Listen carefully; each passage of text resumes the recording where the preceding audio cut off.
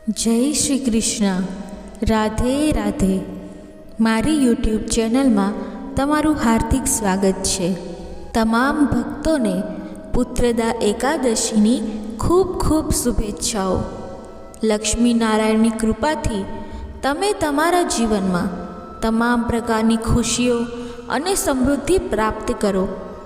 જો તમે પણ ભગવાન વિષ્ણુ અને માતા લક્ષ્મીની કૃપા પ્રાપ્ત કરવા માંગતા હો તો વિડીયોને લાઈક કરી ચેનલને સબસ્ક્રાઈબ અવશ્ય કરજો અને કમેન્ટમાં જય હરિ વિષ્ણુ અને જય માં લક્ષ્મી અવશ્ય લખજો, જેથી ભગવાન વિષ્ણુ અને માતા લક્ષ્મીની કૃપા આપણા સૌ ઉપર બની રહે. ચાલો હવે સાંભળીએ પુત્રદા એકાદશીના દિવસે સાંભળવામાં આવતી બધી કથાઓ. સૌ પ્રથમ સાંભળીએ પુત્રદા એકાદશી વ્રત કથા. એક વખત અર્જુન અને ભગવાન શ્રી કૃષ્ણ ધર્મની ચર્ચા કરી રહ્યા હતા. પછી એકાદશીના વ્રતનો આનંદ લેતા અર્જુને કહ્યું, હે ભગવાન, આ પરોપકારી અને મહાન પુણ્ય કથા સાંભળ્યા પછી મારા આનંદની કોઈ સીમા રહી નથી. મારી જિજ્ઞાસા વધી રહી છે. હે કમલનયન, હવે મને પોષ મહિનાની શુક્લ પક્ષની એકાદશીની કથા કહો. આ એકાદશીનું નામ શું છે? તેના વ્રતનો નિયમ શું છે? આ એકાદશીમાં કયા દેવની પૂજા કરવામાં આવે છે? અને આ એકાદશી પર વ્રત કરવાથી શું ફળ પ્રાપ્ત થાય છે એ પણ વિગતવાર કહો. ભગવાન શ્રી કૃષ્ણએ કહ્યું, હે અર્જુન, તમે બહુ સારો પ્રશ્ન પૂછ્યો છે. પોષ મહિનાની શુક્લ પક્ષની એકાદશીને પુત્રદા એકાદશી તરીકે ઓળખવામાં આવે છે. આ એકાદશીની કથા સાંભળવાથી જ હજારો યજ્ઞોનું ફળ પ્રાપ્ત થાય છે. દ્વાપર યુગમાં ચંપાવતી નામનું એક નગર હતું. એ શહેરમાં સૂર્યભાનુ નામના રાજા રાજ કરતા હતા. એ રાજા પુત્ર વિનાનો હતો, એટલે જ તે ખૂબ દુઃખી રહેતો હતો. તેની પાસે ઘણું ધન વૈભવ હતું. હાથી, ઘોડા, દાસ દાસીઓ, અલંકારો, આભૂષણો, બધી જ સુખ સુવિધા હોવા છતાં તે ખૂબ જ દુઃખી હતો, કારણ કે તેને કોઈ પુત્ર ન હતો. તે માનતો હતો કે સંતાન વિના દુનિયામાં તો શું પરલોકમાં પણ શાંતિ મળી શકતી નથી. જેમ જેમ રાજાની વૃદ્ધાવસ્થા આવતી ગઈ તેમ તેમ તેની ચિંતા પણ વધતી ગઈ. તેથી તેણે એક દિવસ રાજ દરબારમાં બધાને એકઠા કર્યા અને બધાને સંબોધીને કહ્યું કે ના તો મેં કોઈ પાપ કર્યું છે, ના તો મેં પ્રજાને હેરાન કરીને ધન એકત્રિત કર્યું છે, કે ના તો મેં દેવતાઓ કે બ્રાહ્મણોનું અપમાન કર્યું છે. મેં તો મારી પ્રજાને મારા સંતાન તરીકે રાખ્યા છે. મારા રાજ્યની કાનૂન વ્યવસ્થા પણ એવી નથી કે કોઈને તકલીફ પડે. મેં કોઈની ઈર્ષા પણ કરી નથી. તો આ બધું કેમ થઈ રહ્યું છે એ મને સમજમાં નથી આવી રહ્યું. સૌ કોઈ મને એ કહો કે આનું કારણ શું છે અને આ જન્મમાં હું આ દુઃખમાંથી મુક્ત થઈશ કે નહીં. રાજાને આ રીતે દુઃખી જોઈને બધા જ મંત્રીઓ રાજાના દુઃખને દૂર કરવા માટે વનમાં ગયા, જેથી તે ત્યાં જઈને રાજાનું દુઃખ કોઈ ઋષિને કહી શકે અને તેનો ઉકેલ મેળવી શકે. વનમાં જઈને તેમણે ઉત્તમ ઋષિ મુનિઓને જોયા. એ વનમાં વયોવૃદ્ધ અને મહાજ્ઞાની મહર્ષિ લોમાસજી પણ રહેતા હતા. એ બધા લોકો મહર્ષિ લોમાસજી પાસે ગયા. બધાએ મહર્ષિ લોમાસજીને પ્રણામ કર્યા અને તેમની સામે બેસી ગયા. મહર્ષિના દર્શનથી સૌ કોઈ પ્રસન્ન થયા. પછી સૌએ મહર્ષિ લોમાસજીને પ્રાર્થના કરી, હે ભગવાન, અમે ભાગ્યશાળી છીએ કે તમને જોવાનો લાવો અમને મળ્યો. મંત્રીની વાત સાંભળ્યા બાદ લોમાશ ઋષિએ કહ્યું, હે મંત્રીઓ, હું તમારી વિનંતી અને સારા વર્તનથી ખૂબ જ ખુશ છું. તમે મને તમારા આવવાનું કારણ જણાવો, જેથી હું મારી ક્ષમતા અનુસાર તમારું કામ કરી શકું. કારણ કે મારું શરીર તો પરોપકાર માટે જ બનેલું છે.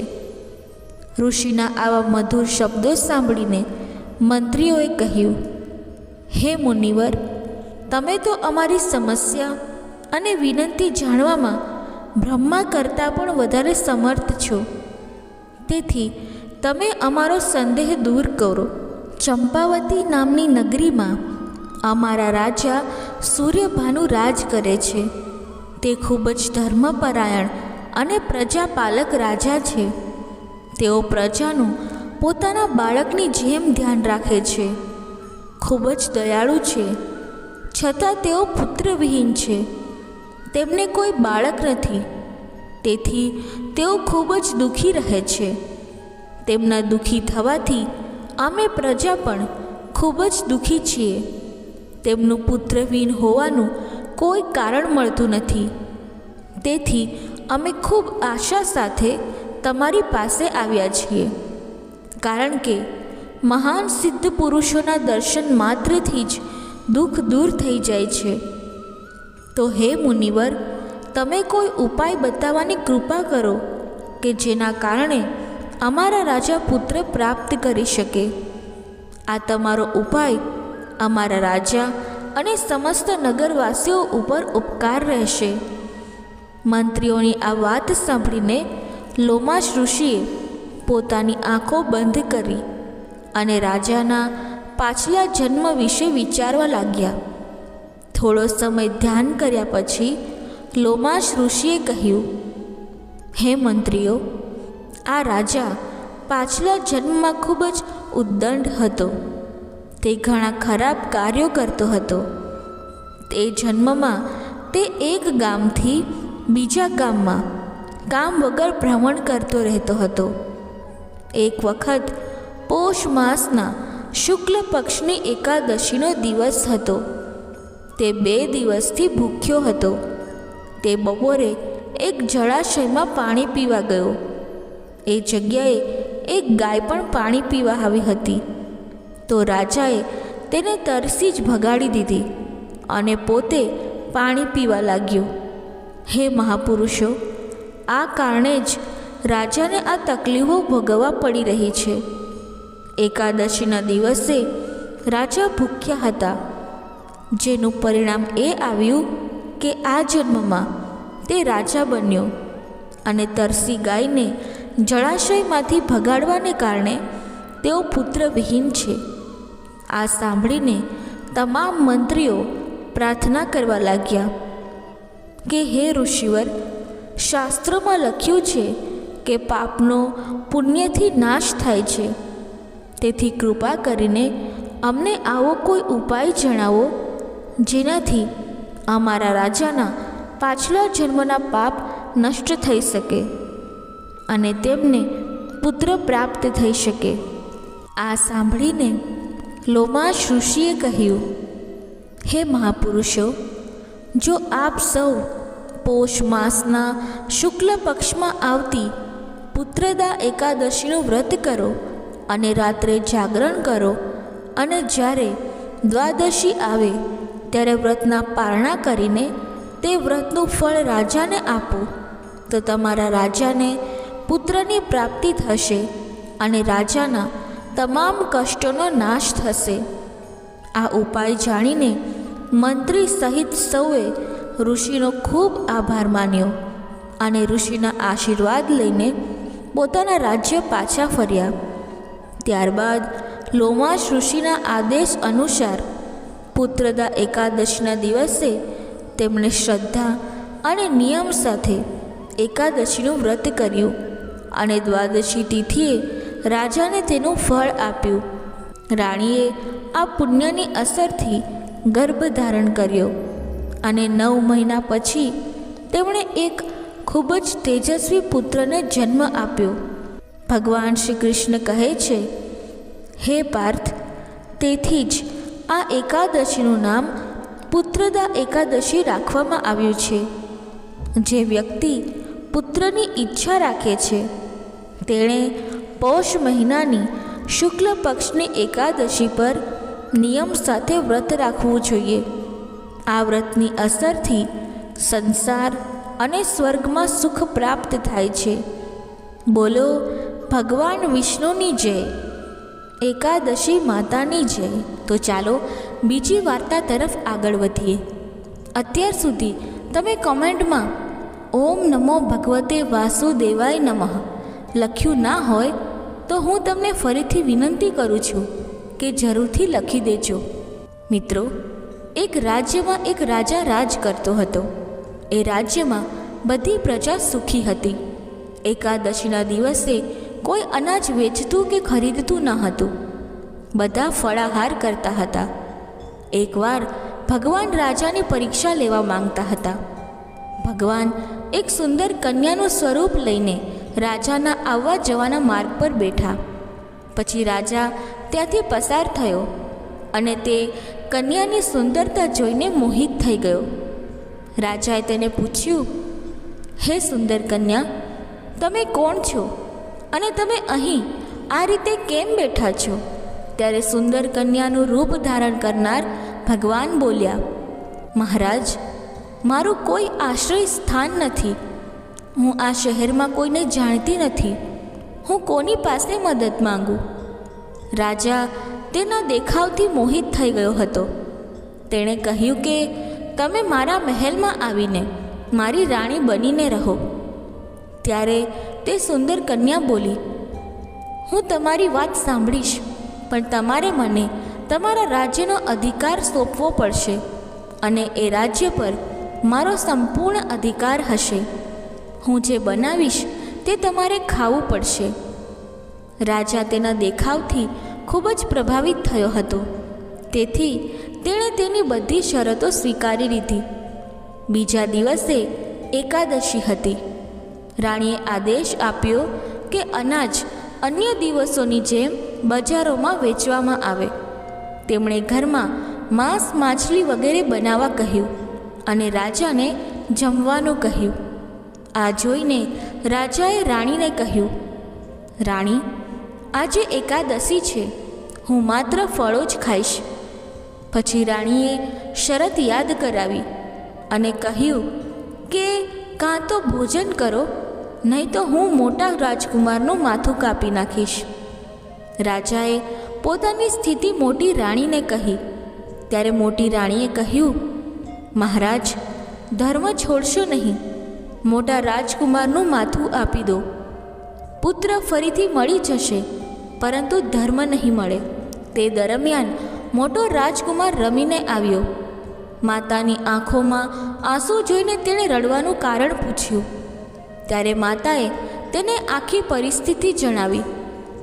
પછી તેણે કહ્યું કે હું માથું આપવા તૈયાર છું. પિતાના ધર્મની રક્ષા થવી જોઈએ અને જરૂર થશે. ઉદાસ હૃદયથી રાજા રાજકુમારનું માથું આપવા માટે સંમત થયા. રાણીનું વેશ ધારણ કરનાર ભગવાન વિષ્ણુ તેમના અસલી રૂપમાં પ્રગટ થયા અને વાસ્તવિક વાત કહી. રાજન, તમે આ મુશ્કેલ પરીક્ષામાં સફળ થયા છો. ભગવાને રાજી ખુશીથી રાજાને વરદાન માંગવા કહ્યું. ત્યારે રાજાએ કહ્યું, હે પ્રભુ, તમારું આપેલું બધું જ છે, તેથી અમારો ઉદ્ધાર કરો. તે જ સમયે એક વિમાન ત્યાં ઉતર્યું અને રાજાએ પોતાનું રાજ્ય તેના પુત્રને સોંપી દીધું અને તે વિમાનમાં બેસી ગયો અને ભગવાનના પરમધામને પામ્યો. એવું પણ કહેવામાં આવે છે કે જો કોઈ વ્યક્તિ આ વાર્તાને સાચા દિલથી સાંભળે છે તો આવી વ્યક્તિને નરકની સજા ભોગવવી પડતી નથી. મિત્રો, ચાલો હવે આપણે ત્રીજી વાર્તા સાંભળીએ. પ્રિય ભક્તજનો, હવે મનોકામના પૂર્ણ કરનારી તુલસી માતાની સુંદર કથાને સાંભળીએ. તુલસીજીની આ કથા સાંભળીને વ્રત પૂર્ણ માનવામાં આવે છે. એકવાર માતા લક્ષ્મીએ ભગવાન વિષ્ણુને પૂછ્યું, હે સ્વામી, તુલસી પાસે દીવો પ્રગટાવવાનું શું મહત્ત્વ છે અને શા માટે દરરોજ સાંજે તુલસી પાસે દીવો પ્રગટાવવામાં આવે છે? તેનાથી મનુષ્યને કેવું ફળ મળે છે અને તુલસી પાસે દીવો પ્રગટાવવાની રીત શું છે તથા દીવો કરતી વખતે કયો મંત્ર બોલવો જોઈએ? કૃપયા તમે મને વિસ્તારથી જણાવો. ત્યારે ભગવાન વિષ્ણુ કહે છે, હે દેવી, આજે તમે સમસ્ત માનવ જાતિના કલ્યાણ માટે અતિ ઉત્તમ પ્રશ્ન કર્યો છે. આ પ્રશ્નનો ઉત્તર આપતા પહેલાં હું તમને એક પ્રાચીન કથા કહીશ, જે સાંભળીને તમને બધા પ્રશ્નોના જવાબ મળી જશે. તો તમે આ કથા ધ્યાનથી સાંભળો. માત્ર આ કથાને ધ્યાનથી સાંભળવાથી વ્યક્તિ 100 વર્ષ સુધી તુલસી પાસે દીવો પ્રગટાવવાનું પુણ્ય પ્રાપ્ત કરે છે. ત્યારે માતા લક્ષ્મી કહે છે કે, હે સ્વામી, હું આ કથા સાંભળવા ઉત્સુક છું. કૃપા કરીને આ કથા સંભળાવવાનું શરૂ કરો. પછી ભગવાન વિષ્ણુ માતા લક્ષ્મીને તે વાર્તા સંભળાવવાનું શરૂ કરે છે. હે દેવી, પૂર્વકાળની વાત છે. દક્ષિણ દિશામાં તુંગભદ્રા નામની એક ખૂબ મોટી નદી હતી. આ નદીના કિનારે હરિહરપુર નામનું એક ખૂબ જ સુંદર શહેર હતું. તે નગરમાં કાશી નામનો એક બ્રાહ્મણ રહેતો હતો. તે અત્યંત ગુણવાન, ચરિત્રવાન, ધર્મ કાર્ય કરવાવાળો હતો, જેણે તમામ શાસ્ત્રોનો અભ્યાસ કર્યો હતો. તેની એક પત્ની હતી, જેને લોકો દુરાચારીની નામે ઓળખતા હતા. તેણી તેના પતિ માટે ક્યારેય ભોજન બનાવતી ન હતી. તે સતત અન્ય સ્ત્રીઓ સાથે ફરતી હતી. તે ક્યારેય તેના પતિ સાથે પ્રેમથી વાત કરતી ન હતી, કારણ કે તેના કર્મ જ તેના નામ પ્રમાણે હતા. તે સદૈવ તેના પતિને અપમાનિત કરતી, પતિને ભયંકર દુઃખ આપતી હતી. તે ક્યારેય તેના પતિ સાથે સૂતી ન હતી. તેણીએ ક્યારેય તેની સાથે પ્રેમથી વર્તાવ કર્યો ન હતો. જ્યારે પણ તેના પતિના મિત્રો અને પરિવારના સભ્યો તેણીના ઘરે આવતા, ત્યારે તે તેમનું અપમાન કરતી હતી અને તેમને ભગાડી દેતી હતી. તે પોતે વાસનાથી પાગલ હતી અને અન્ય વ્યભિચારી સ્ત્રીઓ સાથે સતત ફરતી હતી. તેનું મન તેના પતિના બદલે અન્ય પુરુષો પર કેન્દ્રિત રહેતું હતું. તેણે ક્યારેય તેના પતિ સાથે પ્રેમથી વાત કરી ન હતી, પરંતુ તે અન્ય સુંદર પુરુષો સાથે બેસીને વાતો કરતી હતી. તે અન્ય પુરુષોને આકર્ષવા માટે આકર્ષિત થાય એવો પોશાક પહેરીને ગામમાં ફરવા જતી હતી. કેટલીક વાર તે જંગલમાં ઝાડ નીચે ઊભી રહેતી અને સુંદર પુરુષોની રાહ જોતી હતી, અને તે ત્યાંથી નીકળતા પુરુષોને આકર્ષિત કરતી હતી અને પછી પુરુષ સાથે કામ ક્રીડા કરતી હતી. પછી એક દિવસ તે ચરિત્રહીન સ્ત્રી જંગલમાં ગઈ અને એક ઝાડ નીચે ઊભી રહી. તેનું મન વાસનાથી ભરાઈ ગયું હતું. તે કોઈ સુંદર કામુક પુરુષની રાહ જોઈ રહી હતી, પરંતુ લાંબા સમય પછી પણ કોઈ પુરુષ તે સ્થાન પર ન આવ્યો. તેથી તે ખૂબ જ દુઃખી થઈ ગઈ અને તે તેના પ્રિયજનની શોધમાં અહીં તહીં જોવા લાગી. તે દિવસે તેના તમામ પ્રયત્નો વ્યર્થ ગયા અને તે વિલાપ કરવા લાગી કે અરે, આજે કોઈ સુંદર પુરુષ આ માર્ગ પર આવ્યો નથી. હવે હું મારું કામ કેવી રીતે પૂરું કરીશ? તે મોટેથી વિલાપ કરવા લાગી કે આ રાત કેવી રીતે પસાર થશે. તે જ જંગલમાં એક ભયંકર વાઘ રહેતો હતો. તે પાપી સ્ત્રીનો અવાજ સાંભળીને તેને ખાવા તેની પાસે આવ્યો. તે ભયંકર વાઘને જોઈને તે સ્ત્રીને પરસેવો થવા લાગ્યો અને તે ભયથી ધ્રુજવા લાગી. સ્ત્રી કંઈ કરે તે પહેલાં વાઘે તેને તેના પંજા વડે ઘાયલ કરી દીધી અને સ્ત્રી જમીન પર પડી ગઈ. જમીન પર પડતાની સાથે જ સ્ત્રીએ બૂમ પાડી, અરે વાઘ, તું કેમ અહીં આવ્યો છે? કેમ મને મારે છે? હું અહીં મારા પ્રિયતમને શોધતી હતી. તું મને છોડી દે.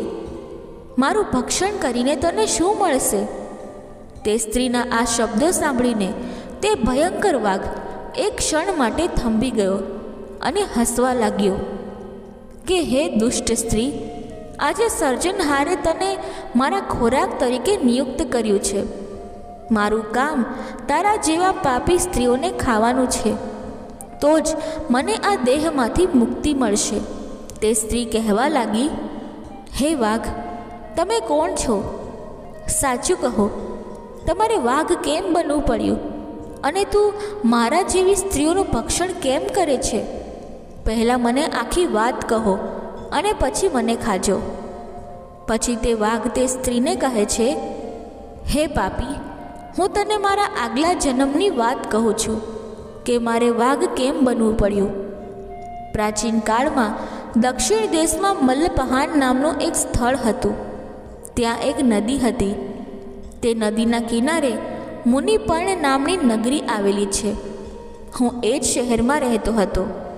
હું બ્રાહ્મણનો પુત્ર હતો અને નદીના કિનારે બેસીને યજ્ઞ વગેરે કરતો હતો. તે જીવનમાં મેં ઘણા પાપીઓ માટે યજ્ઞો કર્યા. તે પાપીઓના ઘરે મેં ભોજન કર્યું. પૈસાના લોભથી મેં ઘણા પાપીઓ માટે કાર્યો કર્યા. મેં તે વસ્તુનું દાન પણ સ્વીકાર્યું જે બ્રાહ્મણે ન લેવું જોઈએ. હું બીજાઓ પાસેથી પૈસા લેતો હતો પણ ક્યારે પાછો આપતો ન હતો. આ પાપ કર્યાને ઘણા વર્ષો વીતી ગયા હતા અને હું વૃદ્ધ થઈ ગયો. મારા વાળ સફેદ થઈ ગયા હતા. મારી આંખો સૂજી ગઈ હતી. મારા મોંમાં બધા દાંત પડી ગયા હતા, પણ મને દાન લેવાની આદત ન છૂટી. પછી એક દિવસ પૈસાના લોભમાં હું નદી કિનારે ગયો અને બીજા ધૂર્ત બ્રાહ્મણો સાથે મળીને ખોટા મંત્રો અને શબ્દો બોલીને લોકોને છેતર્યા. અમે દેવી દેવતાઓની પૂજા કરી, કર્મકાંડ કર્યા વિના અને પુષ્કળ પૈસા દાનમાં લીધા. પછી તે જ જગ્યાએ એક બીમાર કૂતરો મારો પગ કરડી ગયો અને હું બેભાન થઈ ગયો અને તે જ ક્ષણે મેં મારો જીવ ગુમાવ્યો. ત્યારબાદ તે જગ્યાએ યમના 2 દૂતો આવ્યા અને મને પકડીને યમપુરી લઈ ગયા. ત્યાં યમરાજે ચિત્રગુપ્તને મારા કાર્યોનો હિસાબ પતાવવાનું કહ્યું. ત્યારે ચિત્રગુપ્તે કહ્યું, હે ધર્મરાજ, આ બ્રાહ્મણે ઘોર પાપ કર્યું છે. બીજાને જૂઠું બોલીને ધન લૂંટ્યું છે. પૂજા કરવાને બદલે ખોટા મંત્રો બોલીને તેણે ભગવાનનું અપમાન કર્યું છે. એટલા માટે આ પાપી બ્રાહ્મણ નરકમાં જવાને લાયક છે. ત્યારબાદ યમરાજે તેના દૂતોને આદેશ આપીને મને નરકની આગમાં ફેંકી દીધો. અનેક વર્ષો સુધી નરકની સજા ભોગવ્યા પછી મને વાઘનું શરીર મળ્યું અને હું આ દુર્ગમ વનમાં રહેવા લાગ્યો. મેં મારા આગલા જન્મના પાપોને યાદ કરીને હું ક્યારેય મહાત્મા, સંત પુરુષ કે સતી સ્ત્રીઓને ખાતો નથી. હું માત્ર પાપીઓ, દુષ્કર્મીઓ અને વ્યભિચારી સ્ત્રીઓને જ ખાઉં છું, જેથી મને પાપોમાંથી મુક્તિ મળે. આ રીતે વાઘે તેના આગલા જન્મની વાર્તા સંભળાવી અને સ્ત્રીને કહ્યું કે હે પાપી, તારું વર્તન વેશ્ય જેવું છે. તું તારા પતિને છોડીને આ જંગલમાં અન્ય પુરુષો સાથે મોજ કરવા આવી છે. તેથી જ આજે તમે ચોક્કસપણે મારો ખોરાક બની જશો. આટલું કહીને વાઘે તે પાપી સ્ત્રીને તેના તીક્ષ્ણ નખથી કાપી નાખી અને તેને ખાઈ ગયો. ત્યારબાદ યમના 2 દૂત તે જગ્યાએ આવ્યા અને તે પાપી સ્ત્રીને ઉપાડીને યમપુરીમાં લઈ ગયા. ત્યાં તેને યમરાજની સામે ઊભી રાખવામાં આવી. પછી ચિત્રગુપ્તે તે સ્ત્રીનો હિસાબ લેતા તેણે યમરાજને કહ્યું, હે ધર્મરાજ, આ સ્ત્રી બહુ પાપી સ્ત્રી છે. તેણે ઘણું પાપ કર્યું છે. તેણે વ્યભિચાર કર્યો છે. તેણે ક્યારેય તેના પતિની સેવા કરી નથી.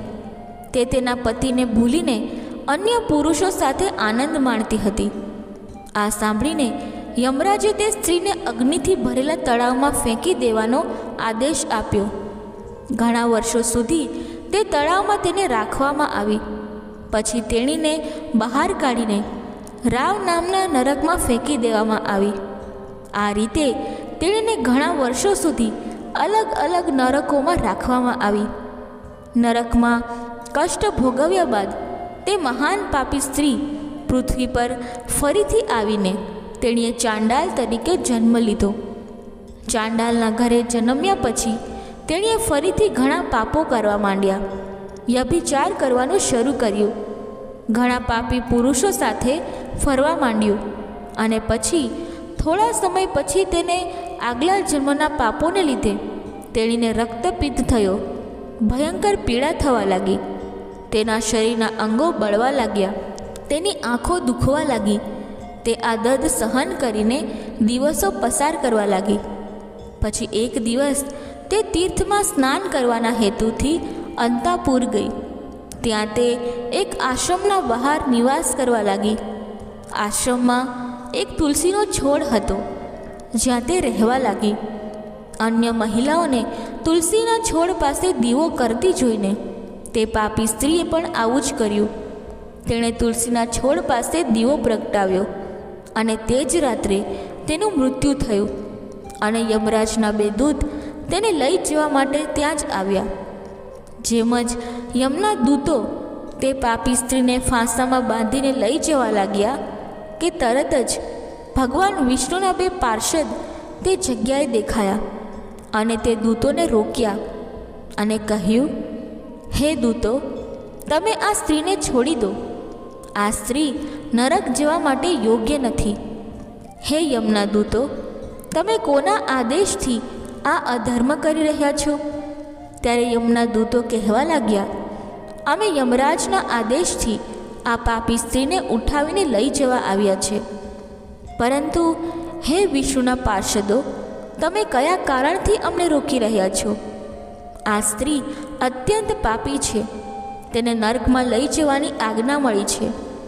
પછી પાર્ષદો કહેવા લાગ્યા, હે યમના દૂતો, આ સ્ત્રી તો વિષ્ણુ ભક્ત છે. આ નર્ક જવા યોગ્ય નથી. તેણે સાંજના સમયે તુલસી પાસે દીવો પ્રગટાવ્યો છે. આ કારણે તેના તમામ પાપ નાશ પામ્યા છે. તેથી હવે તે નરકમાં જવાને પાત્ર નથી. તે સ્વર્ગમાં જવાને પાત્ર બની ગઈ છે.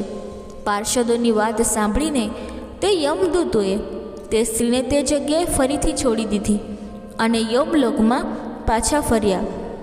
ત્યાં તેઓ યમરાજને મળ્યા. ભગવાન વિષ્ણુને આખી વાર્તા સંભળાવી. પછી ભગવાન વિષ્ણુના પાર્ષદો તે સ્ત્રીને દિવ્ય વિમાનમાં સ્વર્ગમાં લઈ ગયા. ભગવાન વિષ્ણુ કહે છે, હે દેવી લક્ષ્મી, આ રીતે તે તુલસી પાસે દીવો પ્રગટાવવાથી વ્યક્તિના તમામ પાપો નાશ પામે છે. જે સ્ત્રી રોજ સાંજે તુલસી પાસે દીવો પ્રગટાવે છે તે ભાગ્યશાળી બને છે અને તેના પૂર્વજન્મોના તમામ પાપોનો નાશ થાય છે. સુખ અને સમૃદ્ધિ પ્રાપ્ત થાય છે. ભગવાન વિષ્ણુ કહે છે કે હજારો અમૃતના ઘડાઓથી સ્નાન કર્યા પછી પણ શ્રી હરિને એટલો સંતોષ નથી મળતો જેટલો મનુષ્ય દ્વારા તુલસીનું એક પાન ચડાવવાથી મળે છે. 1000 ગાય દાનથી માનવ જે ફળ પ્રાપ્ત કરે છે તેટલું જ પરિણામ તુલસીના પાનનું દાન કરવાથી મળે છે. મૃત્યુ સમયે મોઢામાં તુલસીના પાન રાખવાથી વ્યક્તિ બધા પાપોમાંથી મુક્ત થઈને ભગવાન વિષ્ણુના ધામમાં જાય છે. હિન્દુ ધર્મમાં તુલસીના છોડનું વિશેષ મહત્ત્વ છે. તેની પૂજા સૌપ્રથમ ભગવાન વિષ્ણુએ કરી હતી. પ્રિય ભક્તો, ચાલો હવે આપણે એકાદશી માતાની કથા સાંભળીએ. આ કથાને સાંભળ્યા બાદ જ એકાદશીના વ્રતને પૂર્ણ માનવામાં આવે છે. એકવાર એક વૃદ્ધ માતાએ એકાદશી પર ઉપવાસ રાખ્યો. ખૂબ જ ભક્તિ સાથે ઘરે એકાદશીની પૂજા કરી. તે વૃદ્ધ હતી. તેને વૃદ્ધાવસ્થામાં આવી કોઈ વસ્તુ જોઈતી ન હતી. જે પણ એકાદશી પર ઉપવાસ કરે છે તેને શ્રી હરિ વિષ્ણુની કૃપા પ્રાપ્ત થતી હોય છે. તેથી વૃદ્ધ માતા પોતાના બાળકોની ખુશી માટે ખૂબ જ ઉપવાસ કરતી હતી.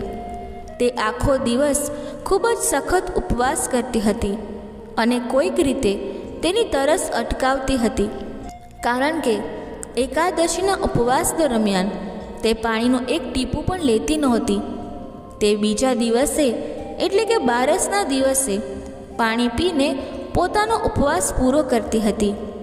તેમણે આખો દિવસ પોતાના મનને કોઈક રીતે સંયમિત રાખ્યું, પૂજા પાઠ કર્યા, વ્રતની કથા વાંચી અને પછી પંડિતજીને માટીના વાસણમાં પાણી આપ્યું અને મોસમી ફળો એક ટોપલીમાં મૂકીને ફળદાન કર્યું તથા સાકર આપી. ગરમીને કારણે તે ખૂબ જ અસ્વસ્થ અનુભવી રહી હતી.